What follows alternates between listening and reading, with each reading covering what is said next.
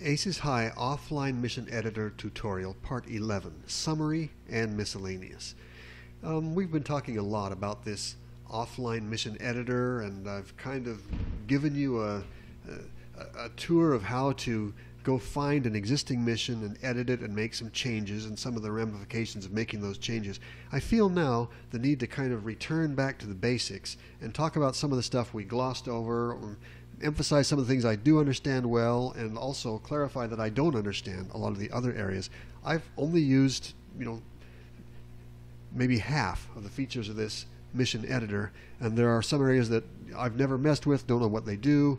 There are other areas where perhaps they don't do anything at all. So I want to just talk for a few minutes more about stuff that we really haven't covered yet, and maybe practice it a little bit. Notice now we're looking at the mission rebol3.mis, which we used in the last tutorial, but since we haven't been using this one very much, I'm going to return back to our familiar mission by going to the File menu and opening up Test 01. Click, click, and that loads it back up. So now we're getting back to the more familiar situation. I'm going to click Home View and zoom in a little bit. Home in on the area of our mission. Look at View and display all routes. That should look pretty familiar to you. Okay, we've covered the File menu fairly well, except really haven't talked extensively about the Build Resource Library. As I mentioned to you, it doesn't do anything in this version of the editor. This ACES High Mission Editor has been evolving for a long time, and this version that I'm using is actually one of the oldest versions out there. Later versions do use this Build Resource Library. This old version handles the mission source code, which is a .mis file, and all of the sound files, the audio snippets I talked about. It handles them all as separate files, and when you're done editing a mission with this version, you end up with a lot of files. You end up with at least the one file, the source code file, but you might have 50 or 100 other files associated with it that contain sound snippets and maps and stuff like that. And you have to track them all individually with this version of the editor. That's why my website gives such a comprehensive set of instructions for the installation in version 2.12.4 of each of my missions, because you have to track all those files.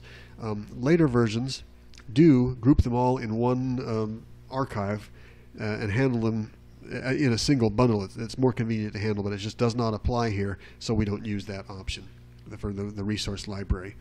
I also want to talk about mission group properties, which I'll get with double clicking here. Click, click. This little frame right here is called mission group properties, and it allows you to speak globally about all of the missions that you're editing on with this editor at one time. For example, here my mission group name is Test 01, and it's got two missions on it, Peabody Simple Bish and Peabody Simple Night. So those are the two missions. Together they're grouped in the Test 01 mission group. The terrain for this is actually ND Isles. I don't know.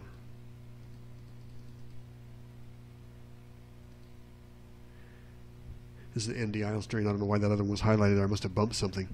If I look at that again, File, Mission Group Properties. Should say ND Isles there. I don't know why it's not defaulting correctly, but I know this is an ND Isles terrain. The terrain setup file I've never used. I think it's some way of causing the mission to load configuration for your field ownership and fuel burn rate and gun auto lethality and stuff. But since there are other ways to configure all of those variables when you actually run a mission, I've never worried about the terrain setup file, and I don't even know if it works in this version of the editor. There's an option here called Training Missions Group. I don't know what that does. I've never used it, so we're not going to mess with that either. Let's see, the View drop-down menu we've talked about. It's just pretty obvious what that does. The help drop-down menu we've talked about, that gives you conventional Microsoft style help. There's a help file associated with this editor. It's not very comprehensive, but it is useful. It's well written. What is there is good. I recommend you read it. Particularly, there's a tutorial in it about writing a mission, stepping you through the process, and I recommend you follow that. These two radio buttons, waypoint versus segment, I don't know what they do. I've never messed with them. I've always just left it on waypoint. This area here called Run Mission we talked about, it allows you to actually watch the mission execute. And as I said, you can run it slowly or you can run it fast. The speed with which you run the mission is controlled here. Let's again just watch it happen.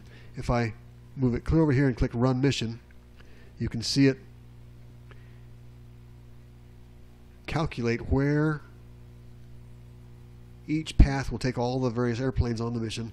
And in fact, if you are looking at it at a low enough level, you can see details, and it actually flies in a greater detail. If you look at it, lower down, you can see combat happen. Let's try that. I'm going to zoom down. I'm holding down Shift and right-click and pressing up, pulling down to get much, much closer to the mission. And just for fun, I'm also going to rotate the map, so I'm looking at an edge on, so I can get an indication of altitudes, kind of like this. And now I'll slow it down a little bit. Oh, I've got to stop the running. Slow it down a little with this slider and run it again. This time you'll get a far different view. We'll see things lower down. In fact, let's do the terrain. Even terrain detail, which will show even greater details if I got down lower. When I run it now, it'll behave a little bit differently. And in fact, because we're looking at greater detail, the airplanes may actually engage the bad guys when they get closer, whereas when we looked at it macroscopically from up higher, I noticed they did not engage. So here we are flying out. You can see the combat there. They may all get shot down. The mission may not even end.